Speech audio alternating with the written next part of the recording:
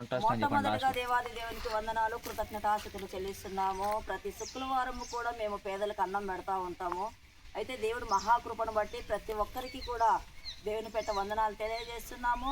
అలాగే ఈరోజు భోజనం స్పాన్సర్ వచ్చేసి మస్తానమ్మల కుటుంబం ఎర్రగుంట్ల నుంచి వాళ్ళ కూతురు, వాళ్ళ వదిన, అలాగే వాళ్ళ బంధువులందరూ రావడం జరిగింది. ఎందుకు అంటే కృపా అగ్నిశారం మినిస్ట్రీని ఆ ట్రస్ట్ను ప్రేమించి మేము చేస్తున్న సేవా కార్యక్రమాలు యూట్యూబ్లో కానీ ఫేస్బుక్లో కూడా చూసి ఈరోజు మాకెంతగానో ఇది రోడ్ల మీద ఉండే వాళ్ళకు పంచడానికి దేవుడు ఎంతగానో కృప చూపిస్తూ 10 మంది ఆకలి చేయగలుగుతున్నాము అంటే కృపా అగ్నిశారం ట్రస్ట్ ద్వారా ఇంకా అనేక మంది సహాయకారులుగా ఉండడానికి ప్రతి ఒక్కరు సపోర్ట్ చేయమని దేవుడు పెట్టమని చేసుకుంటున్నాము. అందరికీ వందనాలు.